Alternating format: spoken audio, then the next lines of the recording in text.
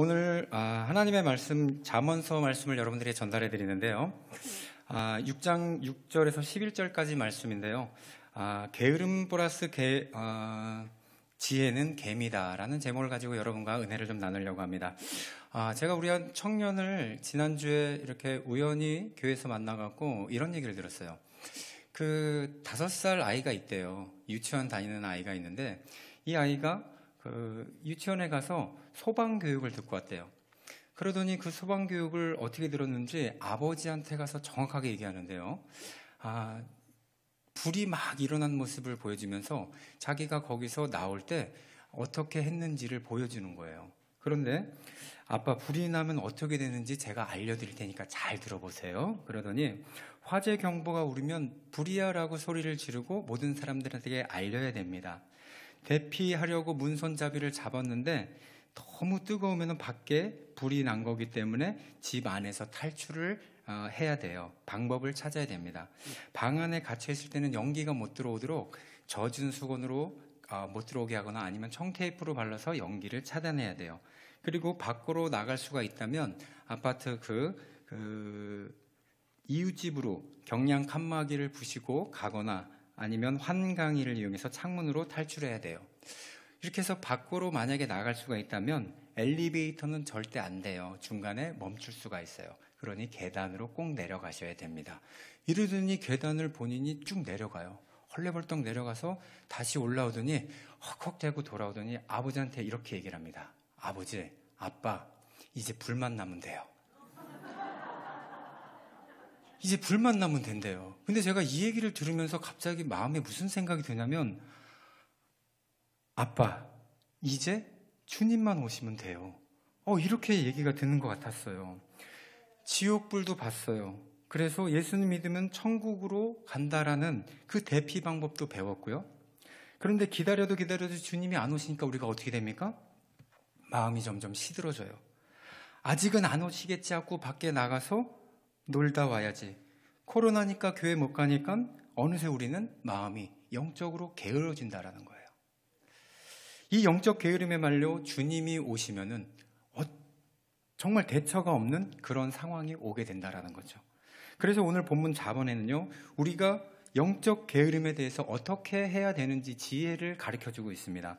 잠언 1장에서 5절까지는 원론에 대한 이야기입니다. 그래서 지혜를 얻어라. 지혜가 중요하다. 지혜를 얻을 때 실패하지 않는다. 거의 이런 얘기가 나오고요. 오늘 본문에 보는 6절부터는 무슨 얘기가 나오냐면 아주 실제적인 얘기가 나와요. 보증을 쓰지 말라. 그리고 제일 먼저 두 번째로 얘기하는 게 게으르지 말라라는 내용입니다. 그래서 우리가 읽었던 말씀의 앞부분을 보면은요, 보증을 쓰지 말라고 그러는데 이 보증 서달라고 하는 사람은 어떤 사람일까요? 게으른 사람이라는 거예요. 자기가 할 일을 못하기 때문에 다른 사람을 의지하는 사람이라는 거죠. 그러니까 잠언 6장에서 실질적을 이야기하고 있는 것은 이 게으름에 대해서 이야기를 하고 있다라는 것입니다. 그래서 우리는요, 하나님의 부르심을 받고 하나님의 자녀로 사는 우리가 가장 먼저 없애야 될 것, 또한 우리가 있어서 가장 먼저 제거해야 될 것이 바로 그 게으름이라는 겁니다. 그래서 오늘요, 성경을 보니까 6절 말씀에서는 이렇게 얘기를 하고 있습니다. 게으른 자여 개미에게 가서 그가 하는 것을 보고 지혜를 얻으라.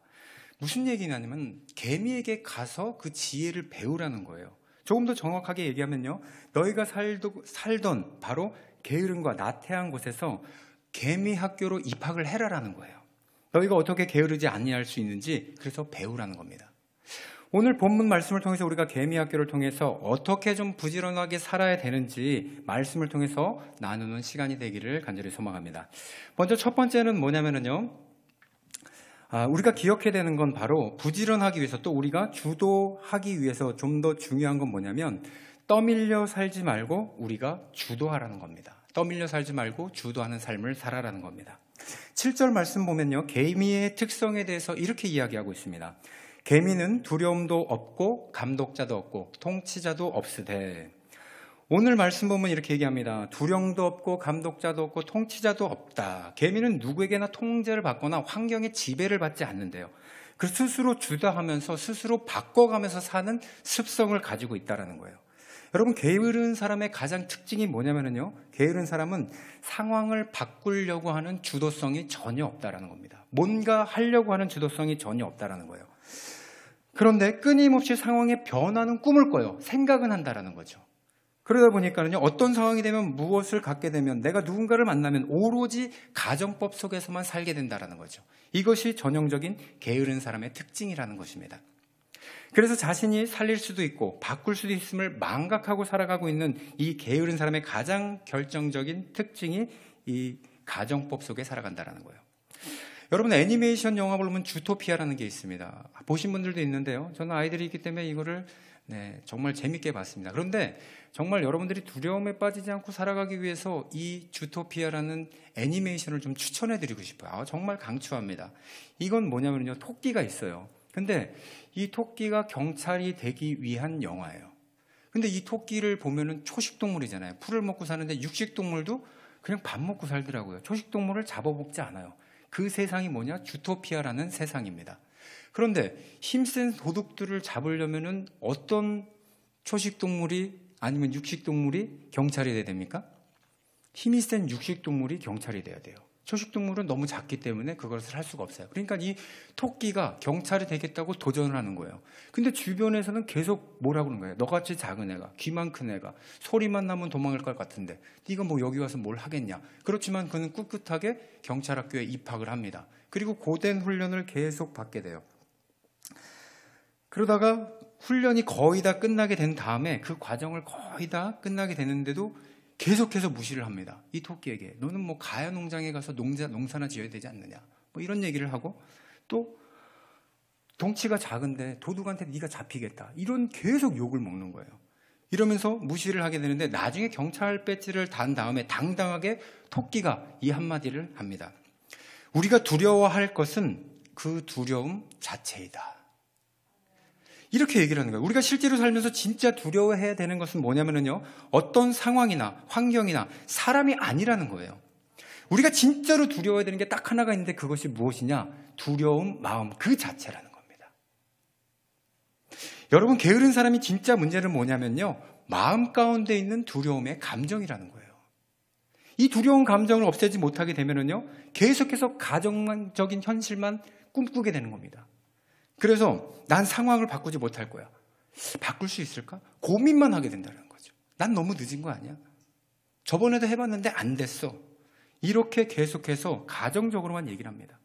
그러다 보니까는 뭐예요? 이 두려움의 마음 때문에 주도적으로 살지를 못하고 주저앉게 만들어서 떠밀려 만들게 사는 그 삶, 그것이 가장 결정적인 이유라는 거예요. 제가 학생부, 청년부 이렇게 맡으면서요, 많은 학생들을 만나봤는데 이 학생들이 가장 싫어하는 질문이 있어요. 엄마가 좋아, 아빠가 좋아? 이거는 초등학생한테 물어보는 거죠. 그런데 이제 어떤 얘기를 물어봤냐면 제일 싫어하는 질문이 있어요. 그게 뭐냐면은 너 나중에 커서 뭐가 되고 싶니? 이거를 물어보면 고개를 팍 숙이거나 돌리면서 별걸 다 물어보세요. 기도해 주려고 그래. 그러면 억지로 해서 얘기를 하는데, 이렇게 얘기를 하게 되면 자기 꿈을 이야기하고 미래에 대한 학교 이야기를 하면, 미래에 대한 비전 얘기를 하면 자기가 그것을 이루어가야 된다라는 부담감을 갖더라고요. 그렇게 안 하면 안 될 것 같다라는 그 부담감 때문에 그가 말하기를 싫어한다라는 거예요. 그 두려운 마음이 그로 하여금 꿈이라는 것 잃어버리게 만들고 그 두려움 가운데 시작해보지도 않고 말을 회피하게 된다라는 겁니다. 마음 가운데 할 수 없다고 그냥 하고 싶은데 그냥 막연한 기대감만 있는 두려움, 그 마음 가운데 가득하기 때문에 그렇게 말하기가 힘들다라는 거예요. 그런데 성경 말씀을 보면요, 이 두려움을 이겨낸 사람이 있어요. 바로 누구냐면요, 여호수아라는 사람입니다. 이 여호수아라는 사람은요, 모세의 수종자로서 모세와 함께 애굽에서 탈출을 했습니다. 그리고 가나안 땅에 들어가기 위해서 12명의 친구들과 함께 정탐을 하러 들어갑니다. 10명의 친구는 그 자리에서 우리는 그곳에서 살아날 수가 없다. 우리는 그들이 메뚜기에 불과하다. 그러면서 전부 다 싫어했어요. 하지만 여호수아와 갈렙은요, 그 자리에서 우리는 할 수 있어. 저들은 우리의 밥이야. 이렇게 얘기하면서 선언을 한 거예요. 그런데 성경을 보니까 여호수아가 그렇게 말할 수 있었던 까닭이 있었습니다. 출애굽기 33장 11절을 보면은요, 그 배경에 대해서 이렇게 나옵니다. 사람이 자기의 친구와 이야기함과 같이 여호와께서는 모세와 대면하여 말씀하시며 모세는 진으로 돌아오나 눈의 아들 젊은 수종자 여호수아는 회막을 떠나지 아니하니라. 여러분, 그래서 교회가 중요하다라는 겁니다. 모세는요, 숙소로 돌아왔대요. 하나님하고 만나고 돌아갔습니다. 그런데 우리가 눈여겨봐야 될 한 가지는 뭐냐면요, 그의 수종자 여호수아는 그 진을 떠나지 아니하였더라. 교회를 떠나지 아니하였더라. 하나님과 계속해서 대면하면서 그 자리에 있었더라는 거죠. 그 자리에 있으면서 그 마음 가운데 두려움, 그 마음 가운데 초라함, 물러가게 되고 그 삶 가운데 나는 할 수 있어. 하나님이 나와 함께 하시기 때문에 그 상황을 주도할 수 있을 거라고 선포하게 되는 겁니다. 여러분, 우리가 살면서 꼭 기억해야 될 것이 있습니다. 우리가 살면서 우리의 인생의 유일한 싸움은 뭐냐면요, 덜 염려하기가 아니라 더 하나님 믿기라는 거예요. 덜 염려하기가 아니라 하나님을 더 믿으라는 겁니다. 여러분, 절대 잊지 말아야 됩니다. 살면서 덜 걱정스러운 상황, 또 모든 것이 만족되고 모든 아무 일도 없는 평온한 상황은 우리 가운데 일어나질 않습니다. 그 가운데서 어려운 상황 가운데도 우리는 있지 않을 수 있는, 우리는 일어날 수 있는 그 이유가 뭐냐? 하나님이 우리를 일으켜주시기 때문에 그렇다는 겁니다. 그래서 우리가 해야 되는 건요, 하나님과의 관계가 우선적으로 회복돼야 된다는 것입니다. 하나님 영향력 아래로 들어가야 돼요. 교회로 돌아와서 우리가 하나님의 말씀을 들어야지 그 영향력이 회복이 된다는 것입니다. 어디를 떠나야 되지 말아야 돼요? 교회를 떠나지 말아야 됩니다. 그래서요, 교회를 오게 되면 우리는 누구에게 인도를 받느냐? 하나님 말씀 가운데 성령의 인도하심이 여러분들의 마음을 인도해 주신다는 거예요. 견인해 주신다는 거예요. 미국에 흑인 최초로 프로야구 선수가 된 사람이 있대요. 이 사람이요, 1919년도 우리나라 3.1 운동할 때 태어났어요. 그리고 1945년 광복할 때 처음 프로야구에 입단을 했던 사람이에요. 굉장히 우리나라하고 좀 비슷한 그런 환경 배경을 갖고 있는데, 이 사람 이름이 제키 로빈슨이라는 사람이래요. 이 사람은요, 흑인인데 정말 많은 모욕과 멸시를 받으면서 미국에서 야구 선수가 됐는데, 이 사람이 사실 어떤 사람이었냐면 불황자였습니다. 그래서 노는 사람이었고 술 먹고 막 부시고 도시를 막 다 뒤집어 놓는 그런 사람이었어요.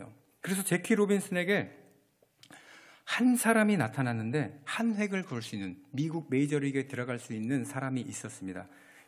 이 사람이 누구냐? 집 앞에 사는 철물점 하는 아저씨였어요. 그 사람이 어느 날 제키를 보면서 이렇게 얘기를 합니다. 제키, 잠깐만 이리 와봐. 제키. 부르더니 그래요. 남들과 똑같이 사는 데는 용기가 필요 없다. 하지만 남들처럼 하지 않는 것에는 용기가 필요하다. 너에게는 그 용기가 있는 것 같아. 너에게는 그런 용기가 있는 것 같아. 그 한마디가 그의 마음속에 그동안 살아왔던 삶을 바꾸기 시작을 합니다. 그리고 프로야구를 가기 위해서 열심히 운동을 하고, 그랬더니 여태까지 살았던 거 다 정리해내고 야구를 시작하게 됐다라고 해서 그가 도전을 하는데, 정말 흑인이 그 당시에는 굉장히 비난을 받을 때예요. 그럼에도 불구하고 그 비난 가운데에도 그는 용기를 내서 그 자리를 들어갔다라는 겁니다. 이 중요한 이야기를 제가 들으면서요, 제 자신에 대해서도 그렇구나. 제가 깨달은 건 뭐냐면, 남들처럼 비난하고 남들처럼 신세 타령하고 남들처럼 원망하는 건 누구나 다 할 수 있어. 그런데 비난한 내 입을 막고 신세 타령할 때 노력하고 원망할 때 칭찬으로 바꾸는 것은 용기가 필요한 거구나. 내가 그런 사람이 돼야 되겠구나. 누구에게 이야기하지 말고 내가 먼저 그런 사람이 되야겠다는 결심을 하게 되더라고요. 그래서 우리가요, 믿는 하나님의 영향력 아래, 그 여호수아와 같이 회막 가까이 있고 하나님의 영향력 아래 있을 때 하나님은 우리를 일으켜 주실 뿐만 아니라 다시 한번 우리 마음 가운데 무너졌던 마음, 용기가 없었던 마음을 회복시켜 주시고 다시 일으켜 주신다는 겁니다. 그래서 오늘 여러분들에게 간절히 바랍니다. 여러분들 말씀의 영향력 아래 닿지 않는 곳에 그동안 있었다면 돌아오시기를 바랍니다. 그리고 그 힘 주시는 하나님을 통해서 일어날 뿐만 아니라 우리 삶 가운데 떠밀려 살고 맨날 게으름 가운데 있었던 그것을 우리는 능력을 주시는 그 하나님 앞에 다 끊어내고 다시 시작할 수 있는 여러분과 저와 되시기를 간절히 소망합니다. 두 번째 기억해야 될 거는 뭐냐면요, 바른 목표가 게으름을 극복한다라는 겁니다. 바른 목표가 게으름을 이겨낼 수 있다라는 거예요. 잠언에서 나오는 부지런함은 세 가지의 의미가 있습니다. 첫 번째는요, 서두르다, 그냥 빨리 한다라는 의미예요. 두 번째는 일찍 한다, 다른 누군가보다 먼저 한다라는 얘기고요. 그런데 세 번째가 중요합니다. 세 번째 의미가 있는데 성경에서 말하는 부지런하다는 단호하다라는 얘기예요. 단호하게 거절한다는 의미입니다. 이게 부지런하다라는 의미예요. 부지런한 사람은요, 하고 싶은 걸 다 하면서 모든 것을 다 하는 그런 사람이 부지런한 것이 아니라 거절도 할 줄 아는 사람이라는 겁니다. 내가 무언가를 할 때 내게 하지 않아야 될 거라면 단호하게 그것을 안 하겠다라고 말하는 사람이 부지런한 사람이래요. 오늘 10절 말씀을 보면요, 이 사람이 또 우리가 흔히 빠지는 잘못, 목표에 대해서 이렇게 얘기를 하고 있습니다. 10절 보면요, 좀 더 자자, 좀 더 졸자, 손을 모으고 좀 더 누워 있자면. 여러분, 우리가 학교를 가려면 아이들 깨울 때 종종 하는 얘기입니다. 엄마, 조금만 더 잘게요. 좀 더 잘게요. 손을 모으고 막 이렇게 들어가요. 그리고 나선 계속해서 좀 더 이야기를 하는 것을 많이 봅니다. 저도 그런 적이 굉장히 많았습니다. 왜 그랬을까요? 여러분들 인생의 목표를 생각하지 않고 그 순간의 즐거움에 잠을 선택했다라는 거예요. 여러분, 노는 사람들 확장해서 말하면요, 뭐 인생은 한 번뿐이야. 젊어서 놀아야 되는 거 아니야? 지금 화끈하게 놀자. 이렇게 말하는 것은 뭐냐면 지금을 즐기고 미래에 대한 것이 없기 때문에 그렇습니다. 여기서 잘못된 목표, 멀리 보지 못한다라는 거예요. 그런 생각들이 게으름이라는 거죠. 여기까지 보면서 이후의 일들을 보지 못하면서 이게 전부 다 어디서 오는 거예요? 영적인 게으름, 잘못된 목표를 가지면서 그때부터 틈타게 되는 것이 우리에게 게으름이라는 것입니다. 그런데 또 하나 눈여겨봐야 될 건 뭐냐면요, 좀 더라는 단어예요. 이 좀 더라는 단어는 좀 더 자자, 좀 더 졸자, 좀 더 손을 모으고 라는 이 단어가 뭐냐면요, 지금 그렇게 하면 망한다라는 거예요. 지금 그렇게 하면 늦는다고요. 질 수밖에 없어요. 그런데 최대한 뭐 하는 거예요? 합리화를 하고 있는 거예요. 어느새 우리는 삶 가운데서 조금만 더 해도 되지, 조금만 더 해도 되지, 예배 다음에 드리면 되지, 예배 이렇게 하면서 우리 자신을 합리해가면서, 코로나인데 가고 싶어도 못하는데 영상으로 드리면 되지, 다른 데 가서 예배 드려도 되잖아, 이렇게 하면서 우리 자신을 합리화하면서 좀 더 게으름에 점점 들어가죠. 우리 스스로는 그것을 합리화하고 있다는 거죠. 안타까운 현실입니다. 제가 어저께 이렇게 말씀을 준비하면서 정리하다가, 그렇다면은 나는 작년까지 청년들에게 바른 목표를 주었나, 이 좀 더가 아닌 바른 목표를 내가 주었나라는 것을 좀 생각해 봤습니다. 하나하나 질문을 할 테니까 여러분들 이게 좀 맞는 얘기인지 아닌 얘기인지 한번 보세요. 나는 크리스천 명문대생이 될 것입니다. 나는 예수 믿는 공무원이 될 거예요. 이게 맞는 얘기인가요? 이렇게 물어보니까 틀린 얘기 같죠? 뭐가 그러면 틀린 걸까요? 잘 들어보세요. 하나님의 영광을 위해서 명문대를 갈 거예요. 그래서 땅 밟기도 하고 그곳에 갔다 오기도 하고. 그러면 여러분, 제가 곰곰이 생각해 보니까 이 말이 틀린 게 아닌 것 같아요. 그런데 뭐가 틀린 거냐면요, 그냥 듣기에는 맞는 것 같은데 뭐가 틀리냐면 강조점이 어디 있느냐, 하나님의 영광을 위해서 명문대를 갈 거예요. 강조점이 뒤에 있다는 거예요. 하나님의 영광을 위해서 공무원이 될 거예요.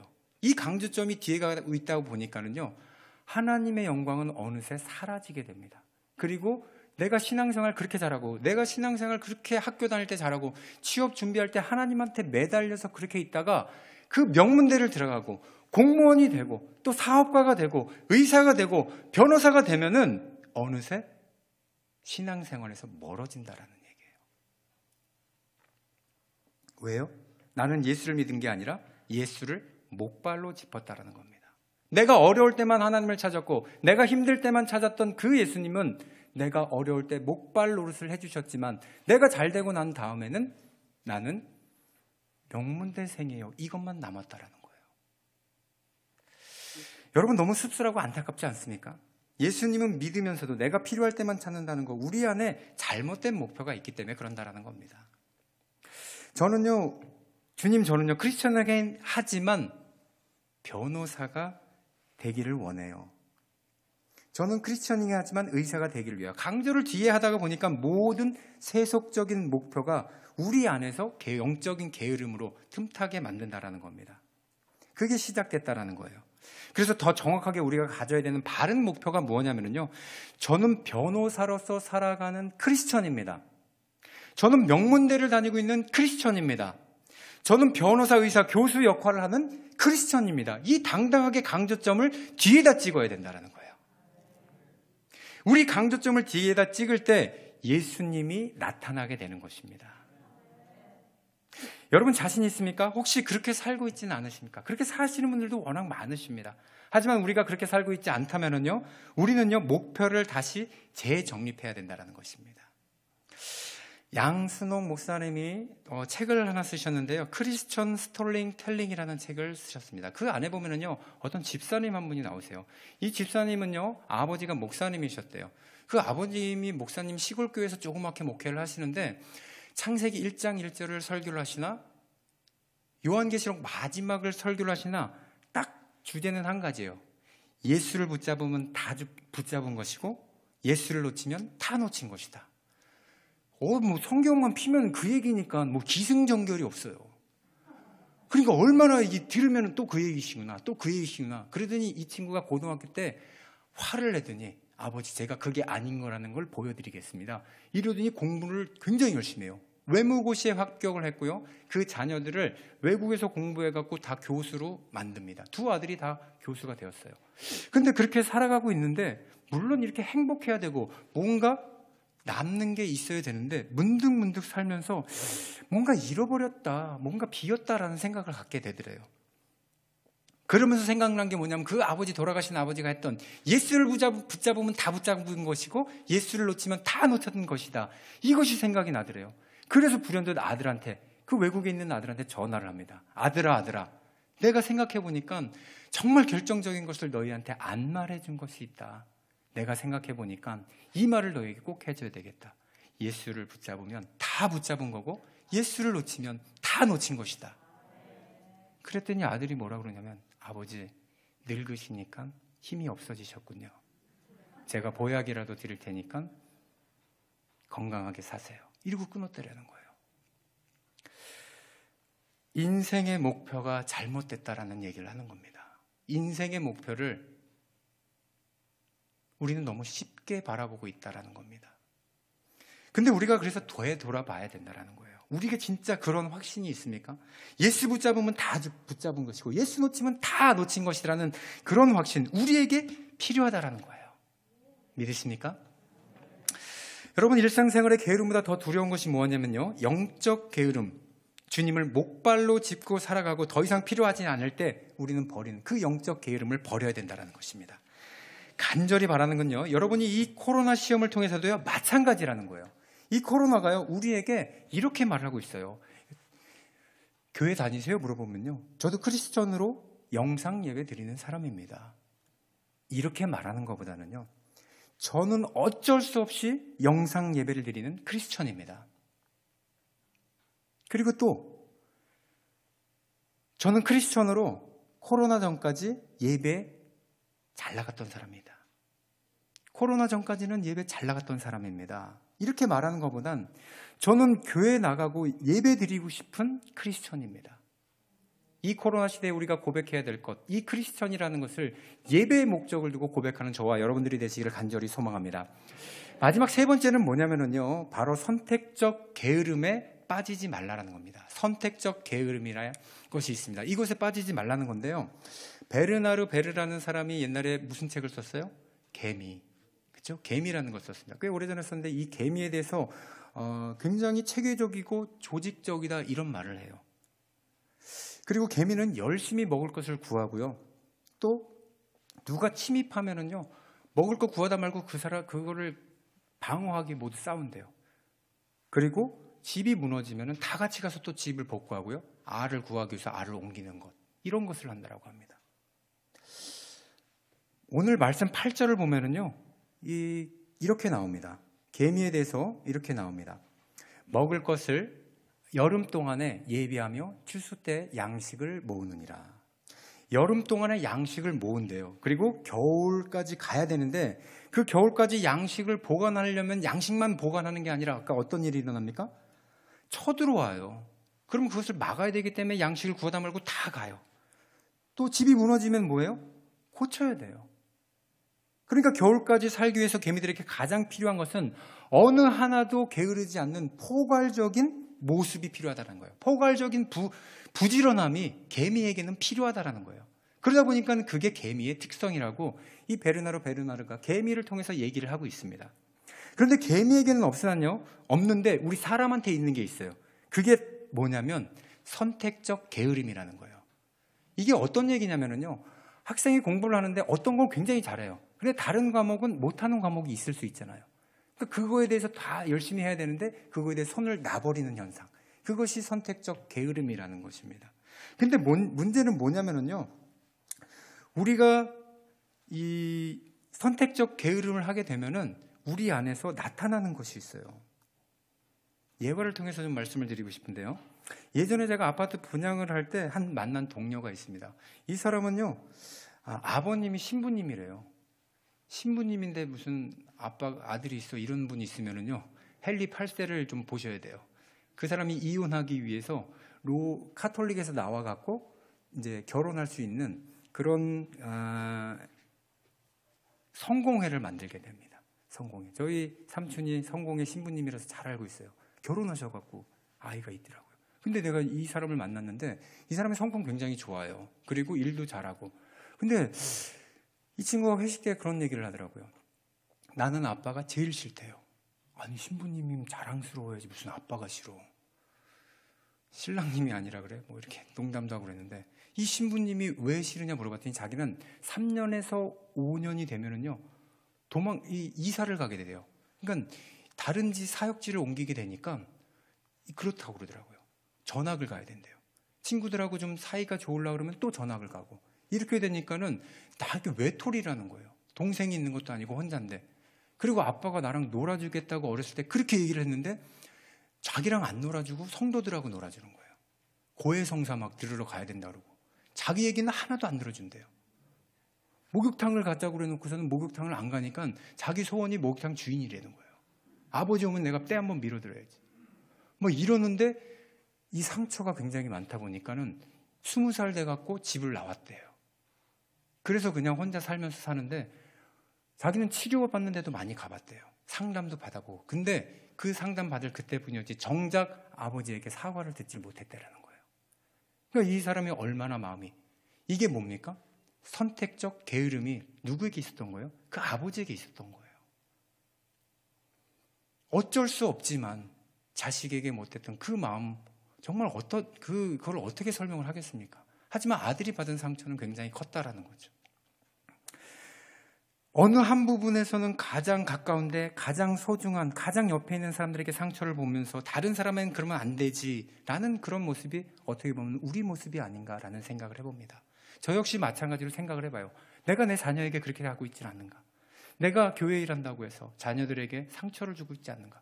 너무나도 당연하고 그럴 수밖에 없다라고 얘기했지만 이 아이에게 마음이라도 이해할 수 있게만 만들어줘야 되겠다. 그런 마음이 들더라고요. 나아가서 오늘 천안 지역에 사는 사람들이 어떻습니까? 경제적으로 발전해서 굉장히 부자예요. 어느 동네를 가면은요, 서울만큼 잘 사는 사람들도 있고 그렇게 모여서 삽니다. 그렇게 살다는 건 뭐예요? 엄마 아빠가 모두 바쁘다라는 거예요. 경제 활동을 한다라는 거예요. 그러면 자연히 소홀히 되는 게 누굽니까? 자녀들에게 소홀하게 된다라는 거죠. 선택적 게으름에 빠졌다라는 거예요. 집에 오면 잠자기가 바빠요. 휴일이면 잠자기를 바쁘고 TV는 켜지만 자녀의 이야기를 들어주기에 너무 힘들어합니다. 왜? 내가 바쁜 그 일 때문에 자녀들하고 멀어지게 되는데 나중에 보면 어때요? 자녀들하고 얘기를 하려고 하니까 얘들이 다 커갖고 등을 돌려요. 더 이상 할 얘기가 없대요. 이것이 오늘날 우리에게 선택적 게으름에 빠졌던 결과가 아니냐는 거예요. 어른들만의 이야기가 아닙니다. 학생들, 취업준비생들 마찬가지예요. 공부로 바쁠수록 가장 가까운 사람이 누굽니까? 엄마, 아빠죠. 그런데 가장 많이 상처를 주고 있어요. 뭐 해준 게 있냐고 얘기를 하고. 이렇게 늦게 시작하게 해주면 어떻게 해요? 왜 나를 태어나게 하셨어요? 이런 것까지 얘기하면서 말로 상처를 주고 있지 않냐라는 거예요. 시험 기간에 그렇게 바쁜데 제일 많이 부닥치는 건 누구예요? 부모님이잖아요. 공부는 바쁠지라도 가장 옆에 있는 소중한 사람한테 선택적 게으름에 빠져서 우리는 당연하다고 이야기하고 있습니다. 그래서 여러분, 이 얘기만 하고 마지막 설교를 마치려고 하는데요. 10년 전에 2011년도입니다. 코카콜라 CEO가 신년 인사를 이렇게 했습니다. 한번 들어보세요. 여러분, 인생은 5개의 공을 공중에 던지고 받는 놀이입니다. 5개의 공은 공의 종류는 일, 건강, 가족, 친구, 영혼입니다. 5개의 공 중에서 우리가 하고 있는 일은 고무공에 해당이 됩니다. 일은 고무공이기 때문에 떨어뜨려도 언제든지 다시 튀어오를 수 있습니다. 하지만 나머지 4개의 공은 유리공입니다. 어느 하나라도 떨어지면 깨져서 돌이킬 수가 없습니다. 여러분, 지난 한 주간에 아니면 되돌아봤을 때 우리가 떨어뜨린 공은 어떤 것입니까?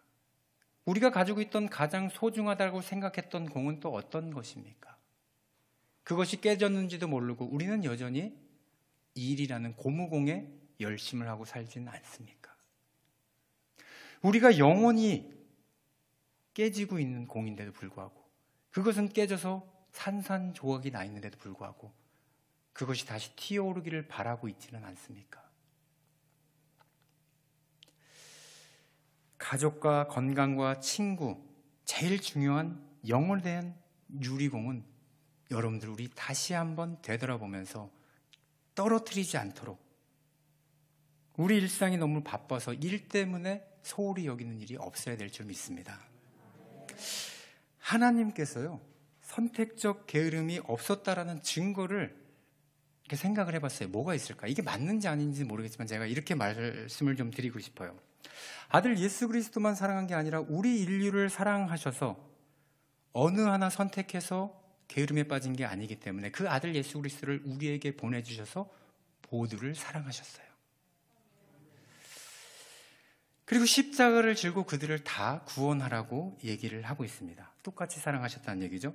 그리고 아들 예수님도요, 12제자만 사랑한 것이 아니라 모두를 사랑하셨기 때문에 가서 땅끝까지 복음을 전하라고 합니다. 그리고 유언을 남긴 것이 너희를 위해 보혜사 성령님을 보낼 것이다 라고 얘기를 합니다. 이것이 선택적 게으르게 빠지지 않는 모습으로 우리가 깨질까 봐 끝까지 사랑하고 계시는 삼위일체의 그분의 모습을 우리에게 보여주시는 게 아닌가, 그런 생각을 해봤습니다. 우리가 작년에 이어 코로나를 2년째 계속 경험을 하고 있습니다. 이제 여러분들 다시 돌아봐야 됩니다.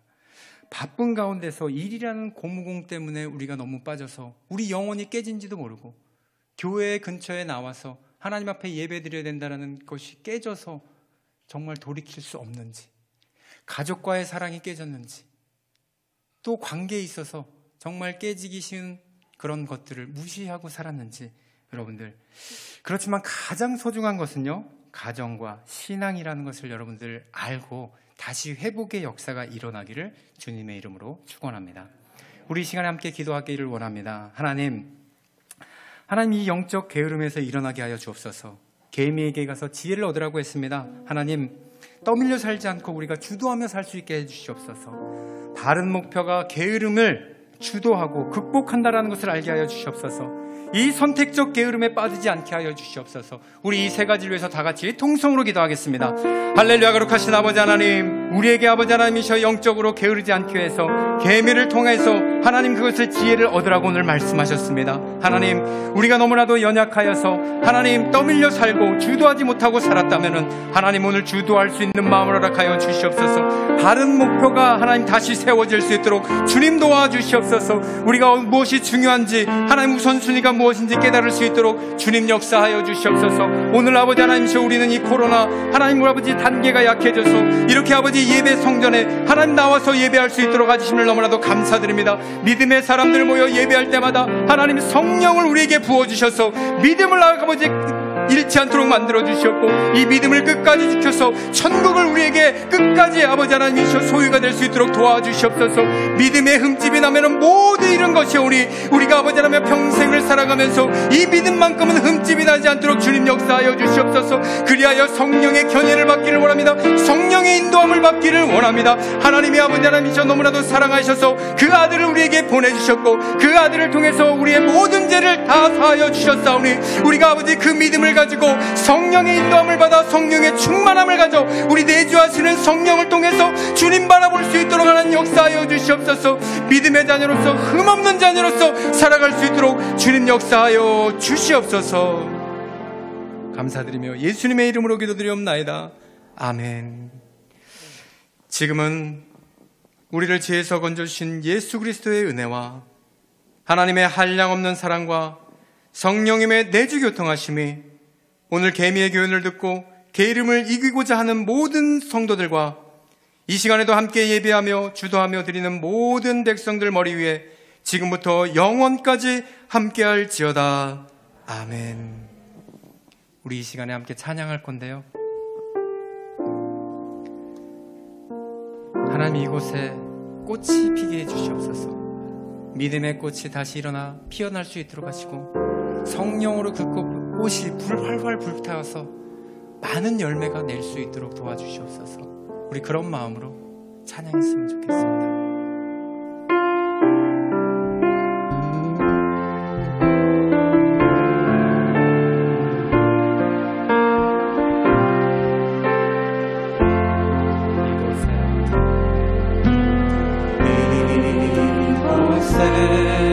생명샘 솟아나 눈물 골짝 지나갈 때에 머지않아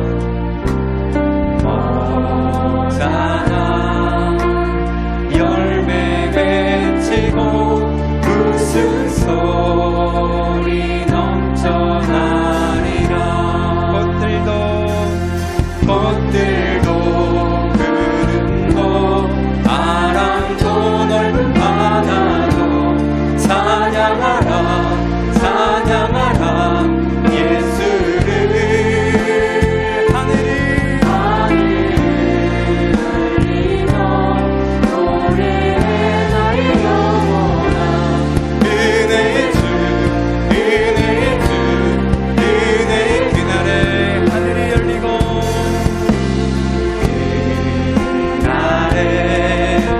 하늘이 열리고 모든 이가 보게 되니 마침내 꽃들이 피고 마침내 꽃들이 피고 영광의 주가 오시리. 우리 함께 고백합니다. 꽃들도 바람도 넓은 바다도 찬양하라 찬양하라 예수를. 하늘을 울리며 노래해 나의 영혼아.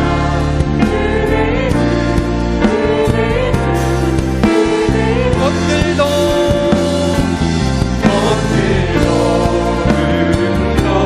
바람도 넓은 바다도 찬양하라 찬양하라 예수를. 아멘. 하늘을 울리며 노래해 나의 영혼아. 은혜의 주.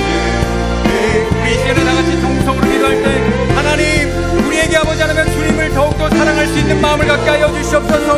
우리가 그동안 게으름 속에 빠져 있었다라면 우리가 아버지 다시 일어나서 주님 앞에 나갈 수 있도록 떠밀려 살지 않게 하여 주시옵소서. 바른 목표를 갖게 하여 주시옵소서. 선택적 게으름에 빠지지 않게 하여 주시옵소서. 우리 다같이 동성으로 기도하시겠습니다. 할렐루야. 거룩하신 아버지 하나님 주님의 은혜와 사랑을 감사드립니다. 하나님 주님의 말씀 가운데 서기를 원합니다. 우리가 아버지 코로나로 인하여 우리의 마음이 영적으로 비폐해지고 하나님이시여 우리가 갈급한 영혼들이 식어져서 하나님이시여 언제 주님이 오시냐고 언제 우리가 주님을 만날 수 있느냐고 하나님 그 가장 간절했던 마음이 사라지고 우리에게 아버지 하나님이시여 영적으로 갈급함이 사라졌지 않는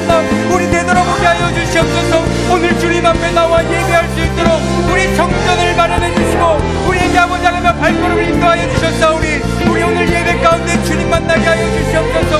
우리가 아버지 게으름이 있었던 것 다 버리고 주님 앞에 아버지 하나님 영적으로 이제는 다시 깨어 주님 앞에 기도하면 주님 앞에 기름을 준비하여서 하나님 아버지 주님 오실 그날을 기다리며 이 세대의 아버지 안타까워하며 아버지 하나님 마지막을 준비하게 하여 주시옵소서. 성령님 도와주시옵소서. 성령님 함께하여 주시옵소서. 이 시간에 우리 다시 한번 기도할 것은 우리 교회 우리 담임 목사님을 위해서 기도하겠습니다. 영육간의 강건함을 허락하여 주시옵고 말씀이 육신되어서 선포할 때마다 많은 영혼들이 돌아오고 우리 교회의 부흥이 다시 일어나며 하나님 아버지 잘못된 영혼들 다시 돌아야 되는 영혼들 하나님 말씀을 통해서 다시 세워줄 수 있게 해달라고 우리 담임 목사를 위해서 동성으로 기도합니다.